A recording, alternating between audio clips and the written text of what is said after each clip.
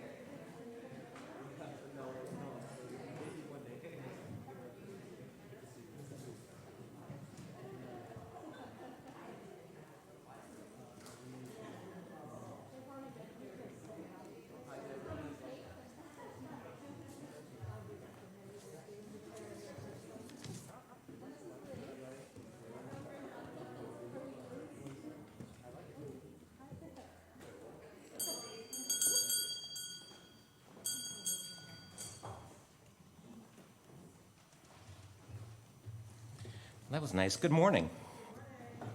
My name is Stephen Perepelic, and I am today's worship associate. It's a pleasure to be with all of you. The Winchester Unitarian Society is a welcoming, caring community devoted to spiritual growth, social transformation, and environmental responsibility. Guided by Unitarian Universalist principles, as well as the diverse traditions of many faiths, we live our values through worship, reflection, connection, and service.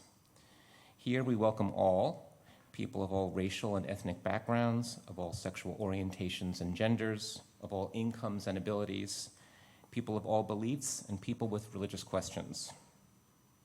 We know you are here for different reasons: to find community, to seek your spiritual and personal truths, to question, to nurture your heart and soul, to be nurtured, to explore new ideas, to find comfort, and perhaps to find the answers to some of your bigger questions. At this time, I'd like to remind you to check out our email newsletter, which comes out every other week in the summer, to learn about all the activities planned for the near future. Please also note that if you're not already on our mailing list, I know there are some new members here today, you can sign up on our website. Today's summer service is being led today by WUS member Ivan Carrera and several family members, including Sheila, Ryan, and Joshua. That was Joshua playing the gathering music a moment ago. As you may have found out during the greeting, we are also happy to welcome more members of Ivan's family, including his look-alike brother, and other members of the family who are logging in from Africa and Canada as well. Welcome. Speaking of summer services, we have one remaining next week to be led by Lee Barton. Then we will resume our congregational year in 2 weeks on September 11th. There will be a potluck luncheon following that service, and please see highlights about how to sign up if you care to bring a dish. And today we will not be holding our post-service conversation in the parlor at noon. Instead, please join Ivan and family for coffee hour and conversation on the Bell Tower Terrace. And now, let's open our hearts and minds to the spirit of worship with these opening words.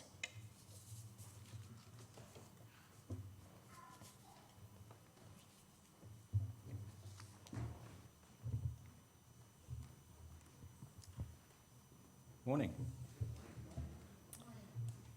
These opening words are from Mary Oliver, aptly titled, "The Journey." One day you finally knew what you had to do and began, though the voices around you kept shouting their bad advice. But you didn't stop. You knew what you had to do, though the winds pried with its stiff fingers at the very foundations.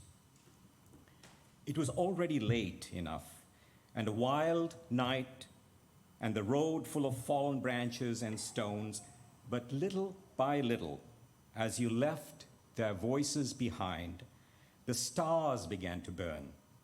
Through the sheets of clouds, there was a new voice which you slowly recognized as your own, that kept you company as you strode deeper and deeper into the world, determined to do the only thing you could do, determined to save the only life you could save.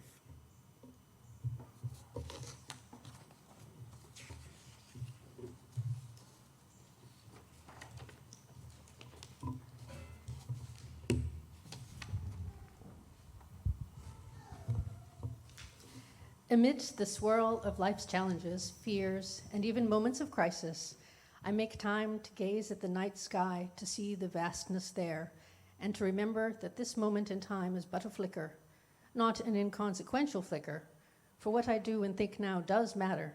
My work, though, is to let the debris of this world pass by, while I anchor myself to what I know is true: love, kindness, compassion, and caring for this precious life, this precious planet, and all that calls this place home. This is my North Star. With love as my guide, how can I possibly go wrong?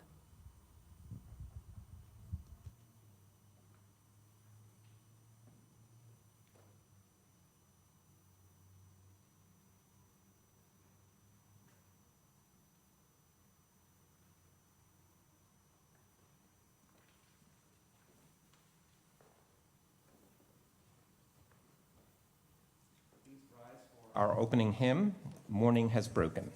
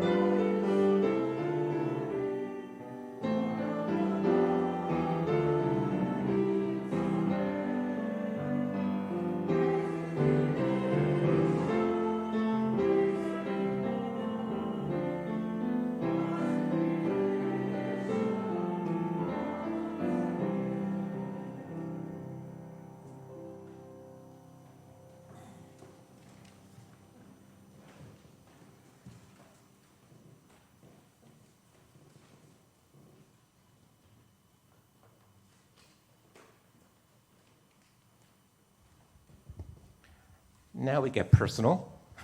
At this moment in the summer service is the time when we invite members from here in the sanctuary to come up and to share a joy or sorrow and to light a candle.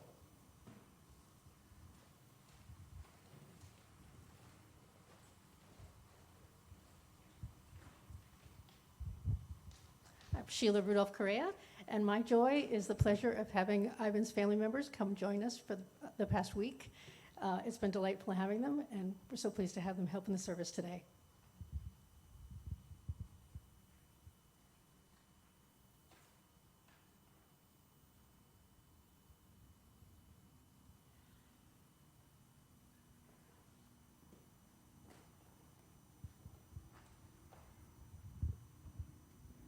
Good morning. I'm Donna Reed, and I guess one of my joys is that I've been waiting for this Sunday to hear the talk this morning, so thank you for doing it for us. And I also want to, I guess, express a wish that as we move into our new season this September, that more and more people will feel safe to come back to the church, because I'm really missing a lot of people. And if you're out there, hello.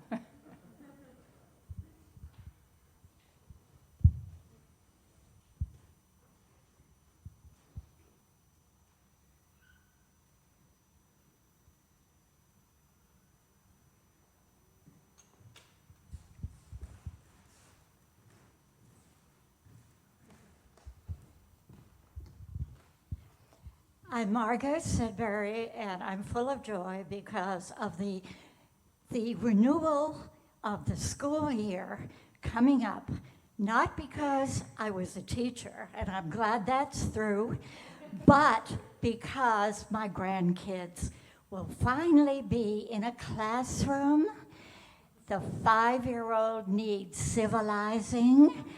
They've been in New Hampshire for the whole pandemic, and they're moving back to Somerville, so I'll be able to see them more often without a long drive.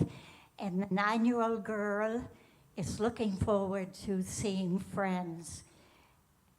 So that is a wonderful time after Labor Day.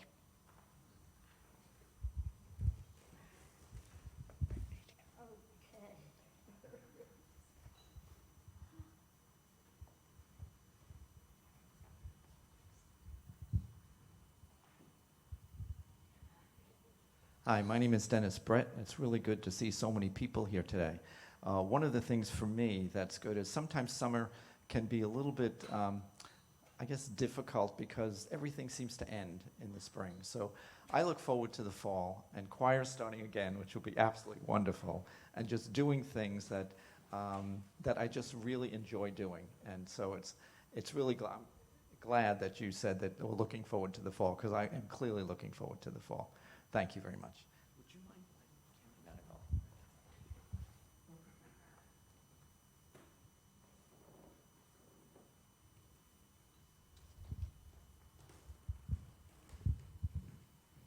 all. This is a joy, gratitude. There's so much of work that goes behind the scenes that you may not realize. So I'd like to thank John.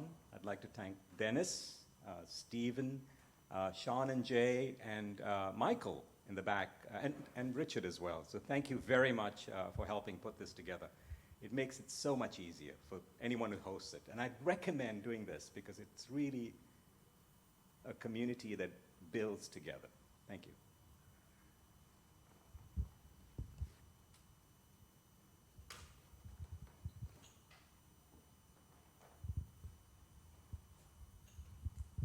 Thank you. I'm Sean Kramer. I just wanted to celebrate. I had a wonderful week in Vermont. I always do every summer, where I teach at a chamber music camp, and we have young musicians from ages 8 to 13 playing all manner of piano quintets and string quartets and trios, and they just are wonderful young musicians and young people, and just want to celebrate the human spirit and music making of all sorts, and especially music making on a beautiful lake in Vermont. And you can sort of have that picture in your mind.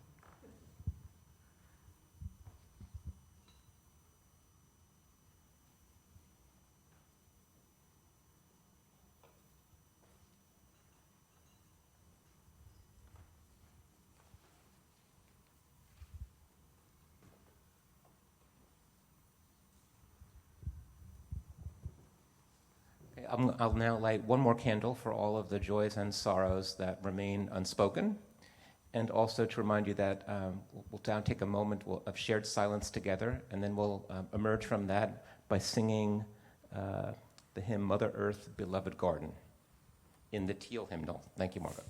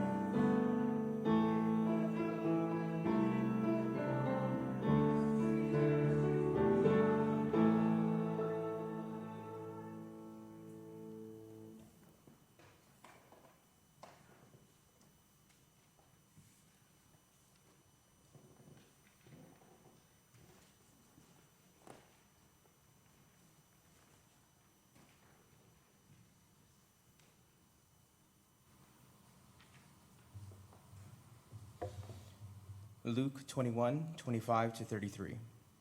There will be signs in the sun, the moon, and the stars, and on the earth distress among the nations, confused by the roaring of the sea and the waves. People will faint from fear and foreboding of what is coming upon the world. For the powers of heaven will be shaken, and they will see the Son of Man coming in a cloud with power and great glory. Now when these things begin to take place, stand up and raise your heads, because your redemption is drawing near. Then he told them a parable. Look at the fig tree and all the trees. As soon as they sprout leaves, you can see for yourself and know that the summer is already near. So also, when you see these things taking place, you know that the kingdom of God is near. Truly I tell you, this generation will not pass away until all things have taken place. Heaven and earth will pass away, but my words will not pass away.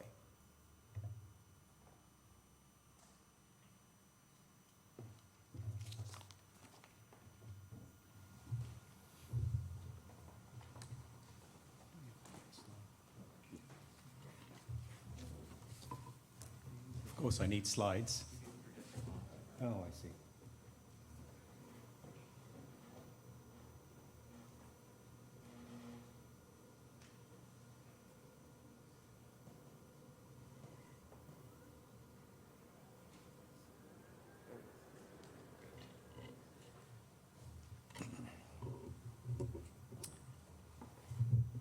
Extreme gardening.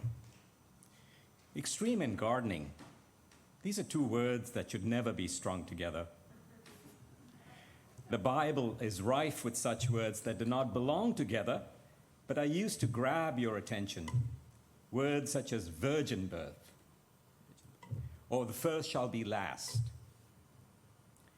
It is the same with apocalyptic texts such as the one I chose for today's reading.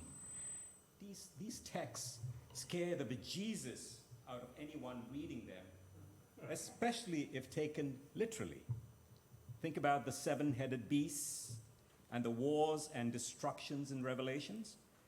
Most of us think the biblical word apocalypse means the end of the world.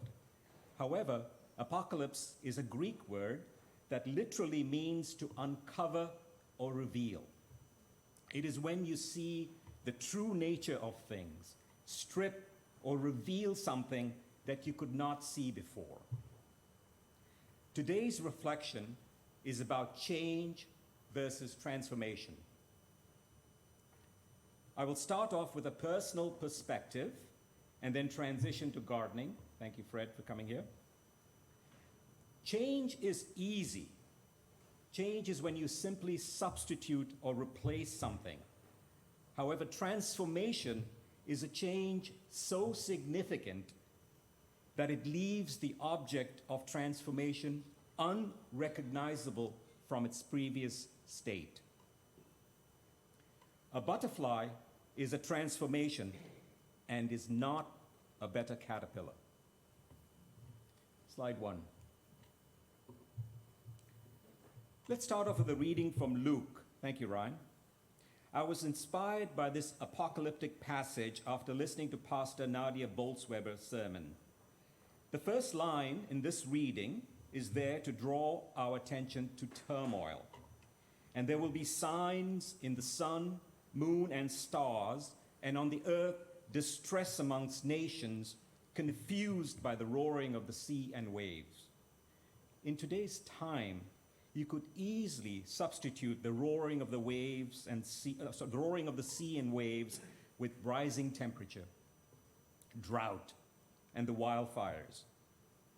However, the reading ends with this wonderful parable. Look at the fig tree and all the trees. As soon as you see they sprout leaves, you can see for yourselves that summer is here. This passage in the Bible is there to remind us that in the midst of all the turmoil, look around you. There's creation and beauty and so much more to be revealed.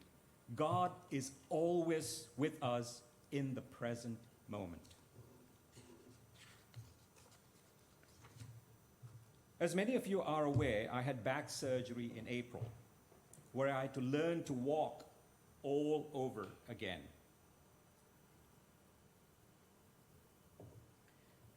For the first time in my life, I had limited movement, and I was on the bed, needing and allowing Sheila and the kids to help.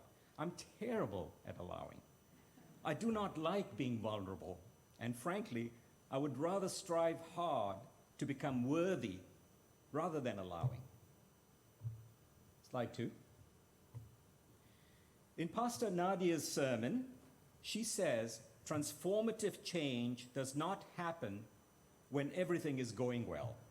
It happens when you get stuff thrown at you, when you least expect, and the rug is pulled out from under you. Allowing is hard, but real transformation happens when we allow ourselves to be loved, allow for help, allow for grief. Many of us, including myself, are fearful as we get older or have a long recovery after any illness. Just a year ago, it took me 90 minutes to close my exercise rings on my fitness app. Today, I'm ecstatic when I close my exercise rings with just a 30-minute walk. I spend a lot of my time stretching and strengthening my core. My nephew Joshua, who's into body mechanics, frequently reminds me of my posture. Stop slouching, stop walking with your hands behind your back. You look like an old man.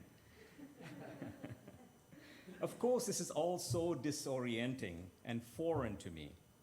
Anyway, what should I do? Fight back or allow? Allow for the recovery process. Allow for the love and wisdom of well-meaning family. As Pastor Nadia preaches, that real transformation in relationships happen when we allow. Slide 3. The second line of the text, people will faint from fear and foreboding of what is coming upon the world. That is exactly the way I feel right now. There are so many things I'm afraid of becoming incapacitated, afraid of the awful political climate and what it could mean for our friends and family in the LGBTQ community, afraid of my family making poor choices that will determine their future. However, as I look at my fear list, I must remind myself, at this present time, none of this is happening. With the parable, we are reminded again that despite all the turmoil and fear in our lives, take a deep breath and stay with the present. I invite you all to think for a moment of the list of things that you are afraid of at this time, and then breathe deeply and ask yourself, is any of this happening right now? Many of us have a mindful practice that helps bring calm and peace and ground us. God, again, is always with us at that present moment. The freaky imagery used in apocalyptic texts is also there to remind us that our human story is about violence, wars, pandemics, tyrants, disasters. We've seen dominant powers. Think about the colonization of Africa. We've seen pandemics. Think about the influenza virus that killed millions. Tyrants. Remember the atrocities committed by Idi Amin in Uganda? And despite all that turmoil, we are still here, and there is so much good around us. This is not to say that bad things cannot happen. Having faith does not mean that we are immune to bad things happening in our lives. Faith just means that in the midst of all that can go wrong, we have access to a deeper spiritual life, a life that focuses on the present moment and enjoying all around us, all this around us, which is why I love how today's reading ends with the beauty and image of leaves sprouting as it ties into the next part of my reflection on gardening.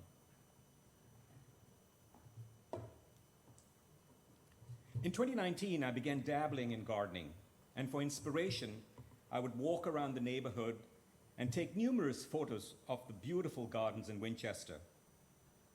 There was one home on Oxford Street that I always stopped by and admired. Slide 4. One day I met the resident and commented about her beautiful garden, and we ended up talking for over an hour. The following Sunday was Pie Sunday at church, and I suddenly heard a voice calling my name, and it turned out to be Barbara Hyde.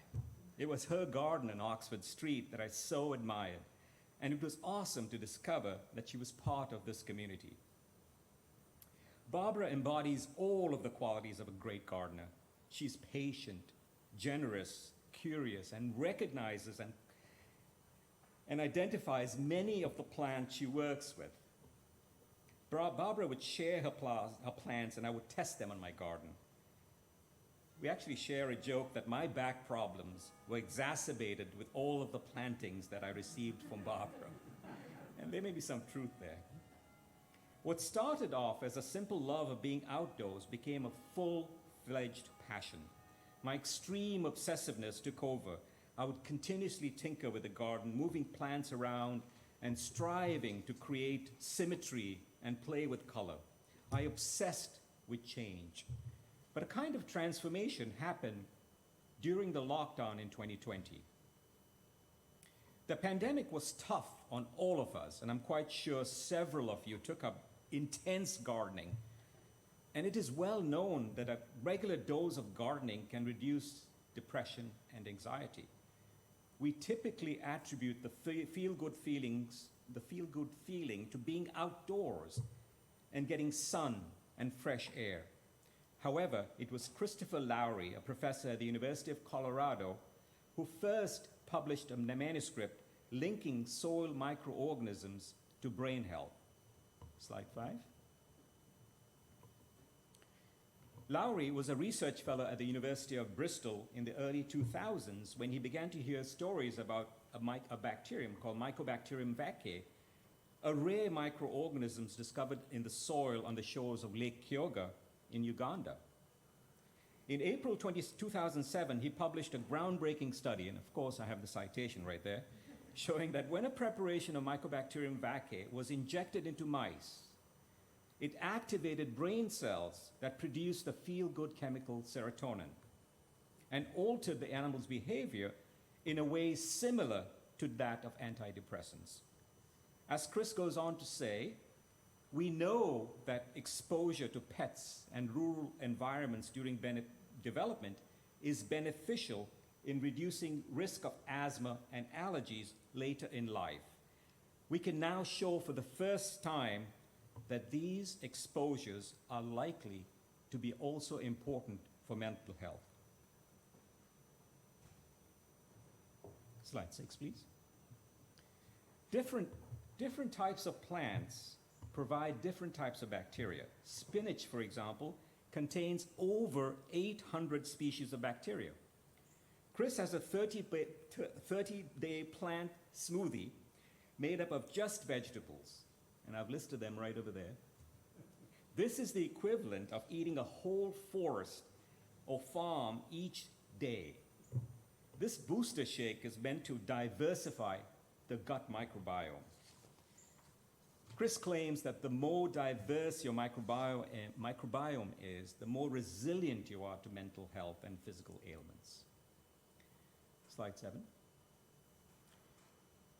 In the midst of the pandemic, I found myself attending many seminars and presentations on gardening. There was one Winchester group founded by Fred Yen called Grow Local for the Planet that caught my attention.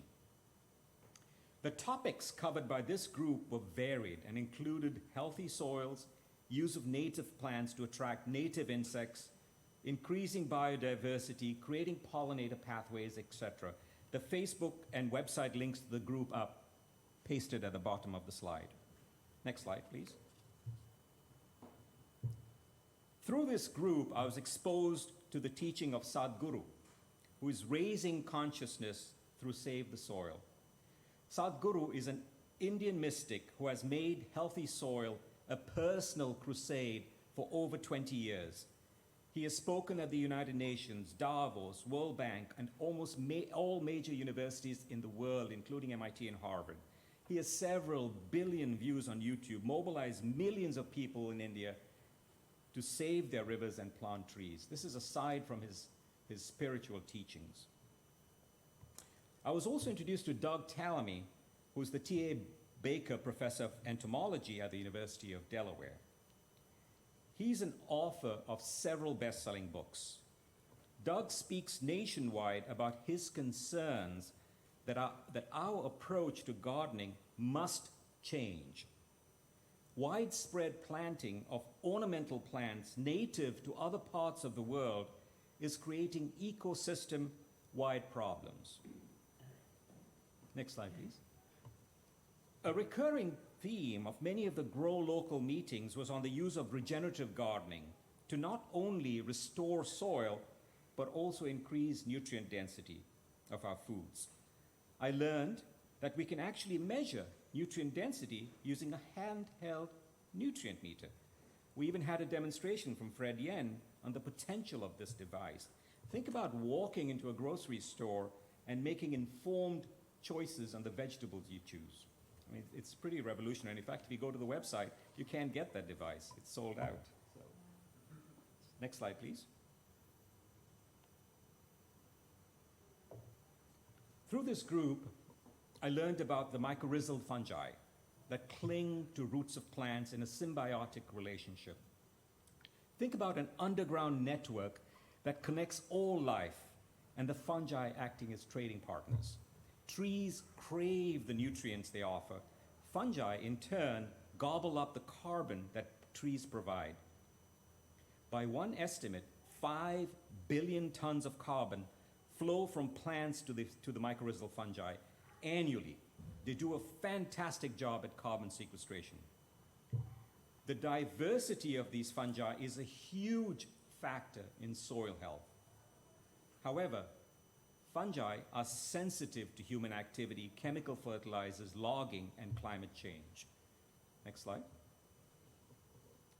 Mycorrhizal fungi may end up being crucial to helping trees adapt to the climate crisis.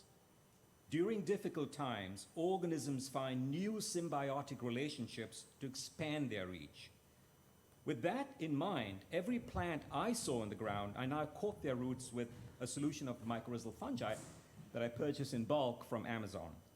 My hope is to support this underground network, grow healthier plants, and do my job in helping in carbon sequestration. Next slide. Okay, this is revolutionary, but from this group, I also learned that we should all kill our lawns. Extreme as it sounds, it gets the message of what lawns are doing to the environment. We have 40 million acres of residential lawns, and nationwide, we use 9 billion gallons of water for landscape irrigation each day, and as much as half of that amount is simply wasted. Water conservation is the new reality, and in the month of August, Winchester declared a level 3 drought, although many other towns, I think Burlington, have enacted a complete ban on watering lawns. The photo on the right is our lawn that we have replaced with pollinator patches and raised beds for our vegetables, and we are eventually going to get rid of our lawn entirely. Next slide, please. The message is transformative when gardens can no longer be simply ornamental. Our local gardens must serve other purposes where we create healthy soils, bring in native plant species, preserve native insect population, increase biodiversity, with our gardens now acting as sources of food and habitat. Yes, I continue to plant my dahlias, rose bushes, tulips, and other ornamental plants. I love their beauty, but I now value the interdependence of all our gardens. We are now planting a lot of native wildflowers and shrubs, and out of the 100 native plant species that I copied there, we have over 25 species in the ground. I'm excited as we have noticed an uptick in bees, butterflies, frogs, and birds, and I've begun to photograph and record the various species that we see now in the garden. And we have even registered our home on a nationwide database founded by Talony. In essence, think about being connected between gardens, this whole idea of interdependence. Next slide, please. I now ask the question, how do we recognize transformation in ourselves? Not change, but real transformation. Since we are a church, I reached for the teachings where Jesus repeatedly promised that everyone who followed him would be transformed. He promised to make his followers different from what they were, so different that they would need new terms to describe and think about themselves. Some of the new identities he used include disciples, servants, fishers of men, born again, peacemakers, children of God. He didn't promise these new identities would be easy or trouble-free to embrace. Rather, he warned his followers that both struggle and transformation would be an inevitable consequence of following him. Slide 15. Struggle is part of the transformation, just as the butterfly struggles to free itself from the cocoon as it goes through its own transformation. I'm thankful that I've been spared from a lot of struggles in my life. However, these last few months have been tough at so many levels, both mentally and physically. I've changed, and I remain grateful each day to my immediate and extended family, friends, and members of this community that are part of our network. This wonderful symbiotic relationship that we all participate in and that allows us to weather through the stresses in our lives. I return to the lessons from the Mycorrhizal Network, where crisis is the crucible of new relationships. Putting this very personal reflection together has given me an opportunity for deeper introspection as I continue on a path of mindfulness and knowing that it is okay to be vulnerable and learning to do a better job at allowing. I certainly need a lot more work in those areas. I end my reflection with this extremely positive message. Look at the fig tree and all the trees. As soon as they come out in leaf, you can see for yourselves and know that that summer is already near. Thank you.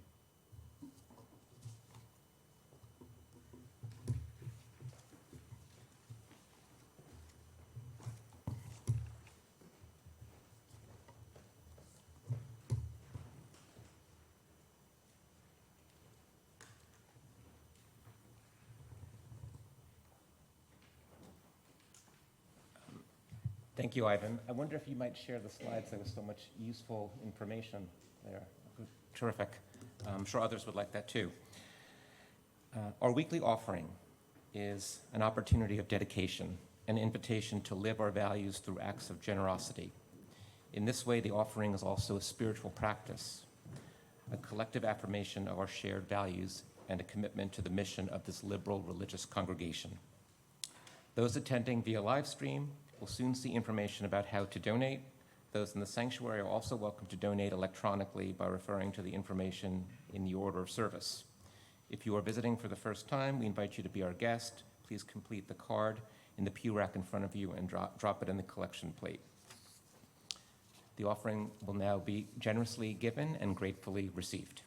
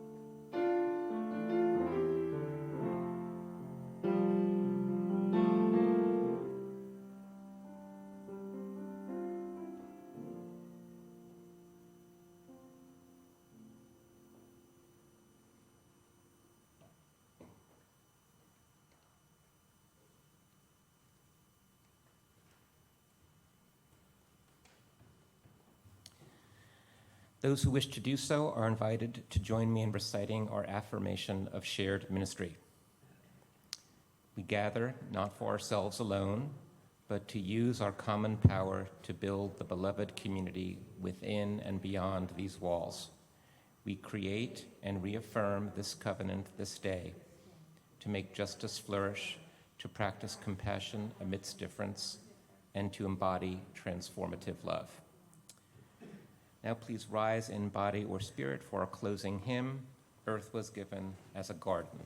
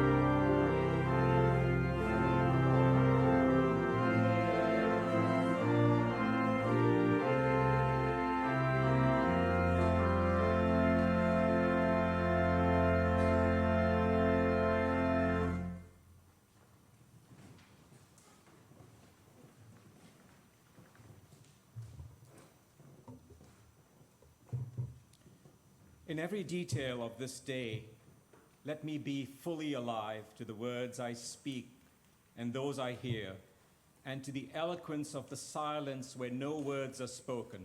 Let me be fully alive to the work I do, how I prepare, how I pursue it, share it, and complete it. Let me be fully alive to the people I see this day, friend or stranger, easy and difficult. Let me be fully alive today to every instant, to the pulse of God at the heart of all things. Let us see this day as a gift from God. Let us take it, enjoy it, make it our own, and share it with others. Grant us strength to survive. Grant us grace to be generous. Grant us courage to stand tall for all that is good and fair. Amen.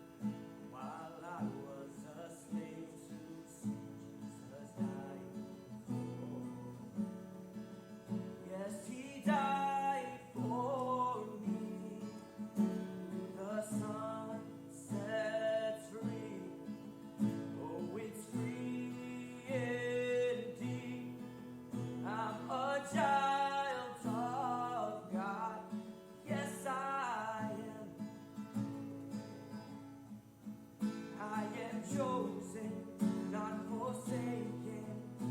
I am who you say I am. You are for me, not against me. I am who you say I am.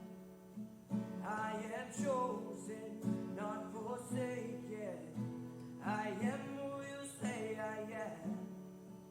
You are for me, not against me.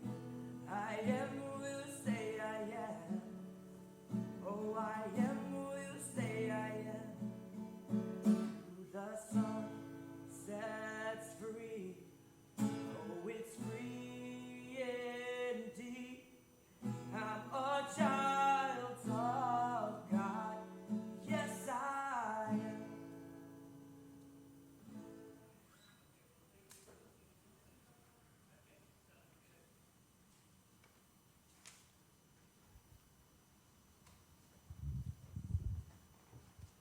Let's say together the words for extinguishing the chalice.